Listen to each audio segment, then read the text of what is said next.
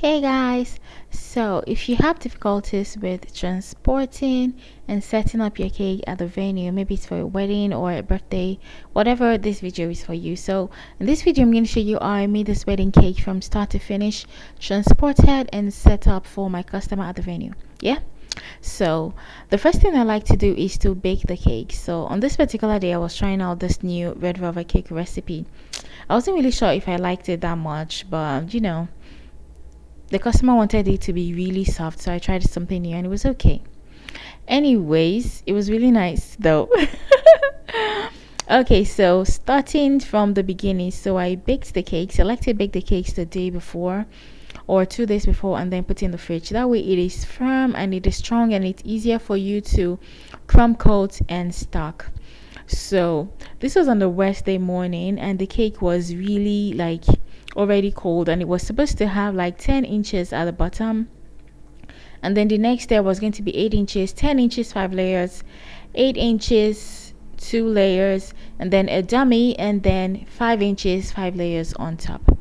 Okay, so I'm just prepping to put it all together. Okay, and she wanted it to be vanilla and red velvet filled with buttercream. It was a Nigerian bride, and her sister paid for the cake. And I knew her sister on TikTok, so I was really excited to make this cake, right? Anyways, so right now I'm just like torting the cake so it can be leveled. Yeah, so I'm going to like cut out. I have a leveler. If you know what a leveler is, if you don't, you can just buy one on Amazon. It's like I think 5 or 10 euros. It's somewhere than 10 euros. Anyway, so I'm just going to put that on there and then fill it with buttercream. For this cake, it's going to be a buttercream cake, but I am going to put some ganache to make it more stable, especially if I'm stacking a cake as high as, even if it's a two-tier cake, I like to put some white chocolate ganache to make it more stable.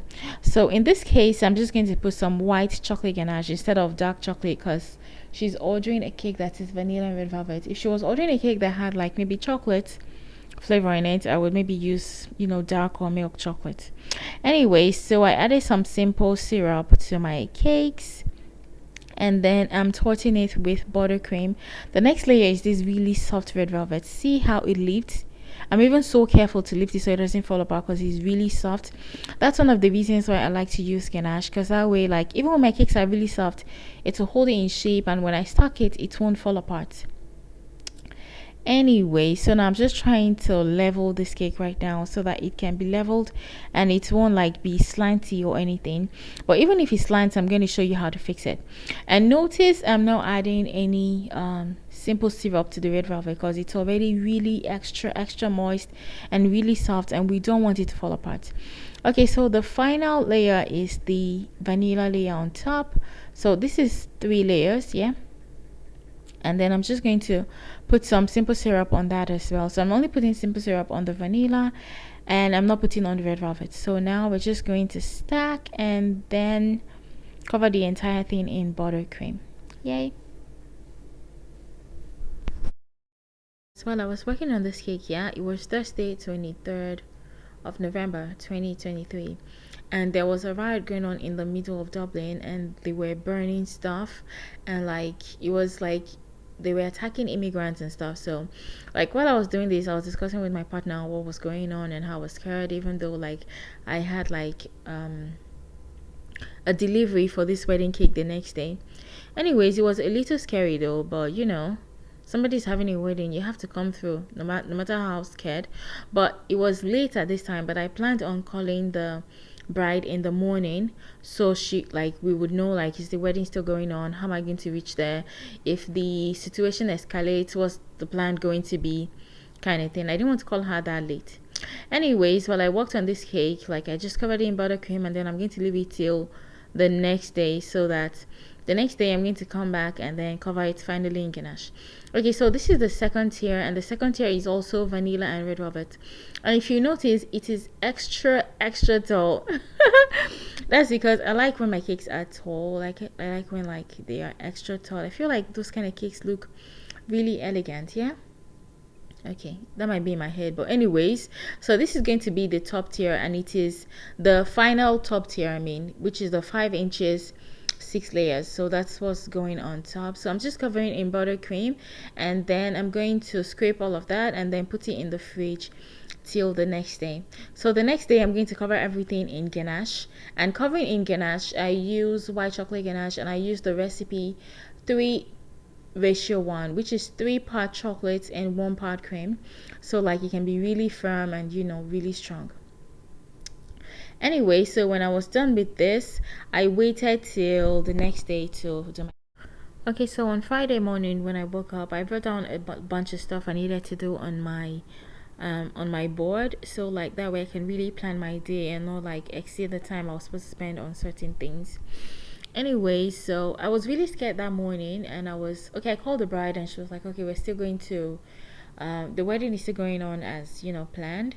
And during early in the morning when I woke up, like I just was not in the mood to film, so I did half of the work. I'm sorry, guys. Anyways, let me explain to you guys what I did, right? So I covered both cakes in chocolate ganache, yeah? This one, the middle one, and the top one. The second one is a dummy, so I just covered that in buttercream. Anyways, after I covered in chocolate ganache, and then I applied this wafer paper pattern. If you want to see how to do this, I have a video on my TikTok on how to do this, but it's really easy. You're just going to cut it into strips and then be sticking it onto the body of the cake, and it sticks really easily. Anyway, so now after sticking it, I went inside and dressed up and did my makeup because it was already like 11 a.m. at this time. So I just wanted to like stock the cake. So after cutting off the excess on top, and this second layer is 8 inches, and it has 2 layers in it, and I already covered it in buttercream, and then covered the buttercream in edible gold leaf. And this took me a while to do. Anyway, so I'm just trying to stock the cake at this point, and I'm using my dowels, and these dowels are pretty like stable. They seem really thin, but they're pretty stable. So I'm going to put about 8 different dowels around in like a circle shape, and then put a longer one in the middle that can hold the tier that's going on top together, if that makes sense. Okay, so what I'm trying to do right now is to put the middle one, and I'm going to use some buttercream to stick it on, so that makes it a lot easier for it to stick. Anyways, at this point I was just discussing with my partner on like everything that was happening around and how I was scared and everything. But anyways, it wasn't so serious because I thought to myself that I've been in a war zone before, so what's the worst that can happen? Yeah. Anyway, so I'm just putting some buttercream, and then I'm going to transfer my cake on top of that. Okay, so the trick to transferring this one is to use a sharp clean knife, yeah? So that's what I'm going to do. I'm going to take a sharp, notice I'm not using a spatula because you don't want some buttercream to get onto that gold part, otherwise you might have to do it again. And you want to make sure it's really cold, like you just brought it out of the fridge, so that way you can really touch it without smearing the buttercream. Okay, so that's what I did. I put it in the middle, and then I'm just adjusting it so I can be sure it's in the middle. Okay, so the next thing to do right now is to put the next tier, and the next tier is a dummy tier, so you don't need to dowel that or anything. But what I did was I used some skewers to hold it in place, if that makes sense. Okay, so let me tell you guys how I made this dummy part here. So this part that has a hole in the middle is a dummy. So I have made this cake before, and she found it on my Instagram, so she told me to make her exactly the same thing. So if you check my Instagram, you actually see this cake on there. I think I made it in sometime in August, yeah, or early September. Okay, so this dummy tier, yeah, I just covered it in buttercream, and then covered the dummy that is already covered in buttercream in some blended wafer paper, so that was what gave it that texture. And then I covered some hot dummies in gold foil, and then I'm putting it in the middle, so there will be like a golden heart in the middle of the dummy with a space. I don't know if I'm making any sense. Anyway, so at this point, this is how I'm going to transport this particular one, because I don't want to put the last tier on top so it doesn't fall apart. So what I'm going to do is I'm just going to take it as it is, because it's kind of quite stable as it is now, and then I'm just going to box it and put that aside, and then I'm going to box the other one that goes on top, the 5 inches, separately. That way we can transport our cakes in 2 parts, and that makes it easy to transport and easy to set up without like having to imagine having to take them in 4 different boxes and stacking them when you get there. You don't have to do that, especially since like the top one is a dummy. If I was going to if the top one for this one is not a dummy, I would have like transported in 3 parts instead of 2. Okay, so this is the top part, and I'm boxing it in my special tall Cake Me Away boxes. Yeah, so if you want to buy these boxes, they're on my website www.cakemeaway.online, and they are really great. Yeah, like I get really great reviews about these boxes. They are wonderful and really pretty and make your cakes look really extra pretty.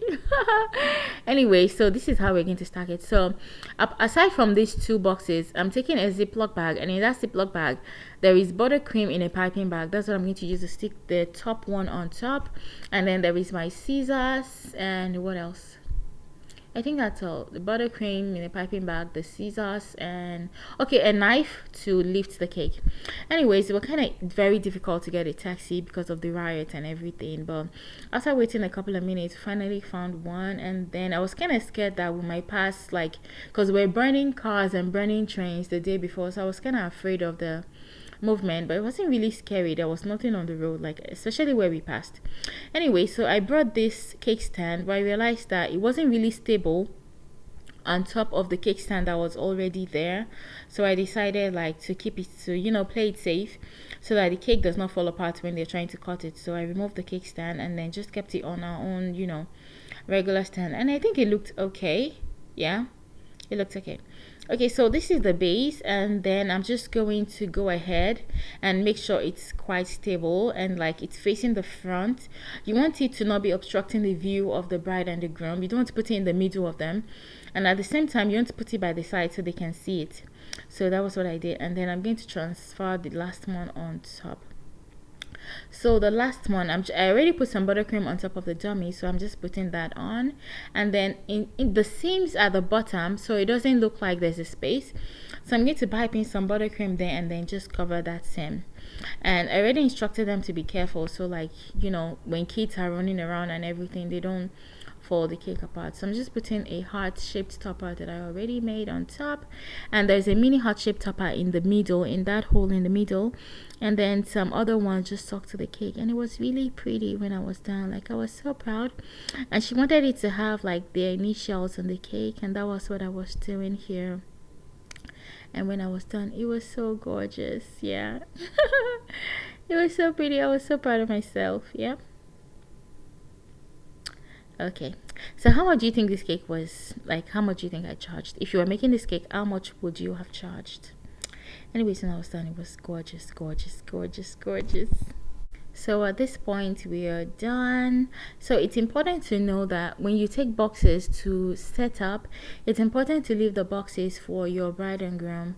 That way when they're done with their cakes, like after the event and everything, they can put the cakes back in the boxes and take them home. They don't have to be worried about how to transport the cakes, how it won't get like messed up and everything, especially if it's a buttercream cake. So I'm just going to the back to leave these boxes for the caterers and everything. So thank you for watching, and I'll see you in my next one.